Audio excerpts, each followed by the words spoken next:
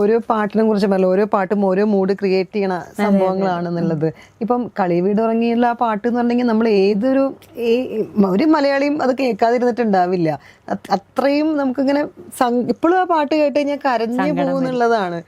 ആ ഒരു പാട്ടിലേക്കുള്ളൊരു വഴി എങ്ങനെയായിരുന്നു? അതിപ്പോ ഈ സോപാനം പാട്ട് ഭയങ്കര ഹിറ്റായ ഒരു പാട്ട് അതായിരുന്നു. അന്ന് പിന്നെ ഈ കത്തുകളാണല്ലോ, ഞാനിങ്ങനെ ഇത്ര കണക്കിന് കത്ത് വീട്ടിൽ ഇപ്പോഴും ഉണ്ടാവും. ചിലപ്പോൾ വീട്ടിലെവിടെയെങ്കിലും എടുത്തു വെച്ചത് എനിക്ക് ഓർമ്മയുണ്ട്. ഈ വാരികയിലൊരു ഇന്റർവ്യൂ വന്നപ്പോൾ അതിൽ അഡ്രസ്സ് കൊടുത്തിട്ട് പിന്നെ ഇങ്ങനെ കത്തുകൾ വരും. എല്ലാവരും ഭയങ്കര ഇഷ്ടമായി. നമുക്ക് ഭയങ്കര സന്തോഷം. ആദ്യമായിട്ടല്ലേ ഈ ഫാൻ മെയിൽസ് ഒക്കെ നമ്മൾ കാണുന്നത്. അപ്പം അത് കഴിഞ്ഞ് പിന്നെ ഞാൻ പ്രീ ഡിഗ്രി കഴിഞ്ഞു ഡിഗ്രിക്ക് ജോയിൻ ചെയ്തു ചുറ്റു കോളേജിൽ തന്നെ. എൻ്റെ പഠിപ്പുമായിട്ട് പോകുമ്പോഴാണ് ഡിഗ്രി സെക്കൻഡ് ഇയർ പഠിക്കുമ്പോഴാണ് ദേശാടനം വരണത്.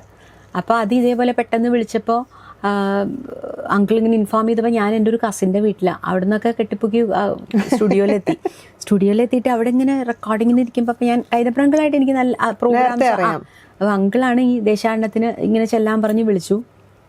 അവിടെ വന്നിട്ട് ഈ വർക്ക് ഇങ്ങനെ നടക്കുന്നുണ്ട്. അപ്പം ഞാൻ ഇടയ്ക്കിടയ്ക്ക് ഇത് സിനിമയാണോ എന്ന് എനിക്കൊരു സംശയം. എന്താ വെച്ചാൽ നമ്മുടെ വിചാരം ചെന്നൈയിൽ മാത്രമേ സിനിമ നടക്കുള്ളൂ എന്നാ, വിവരമില്ലല്ലോ. അപ്പം ഞാൻ ഒരു പ്രാവശ്യം അങ്കിളിനോട് അങ്കിൾ ഇത് സിനിമയാണോ അങ്കിളെ ചോദിച്ചു. ആ പറഞ്ഞു. പിന്നെയും ചോദിച്ചു കുറച്ചു നേരം കഴിഞ്ഞപ്പോൾ, നീ എന്താന്ന് ഇത് ഇടയ്ക്കിടയ്ക്ക് ഇത് ചോദിച്ചോണ്ടിരിക്കണേ?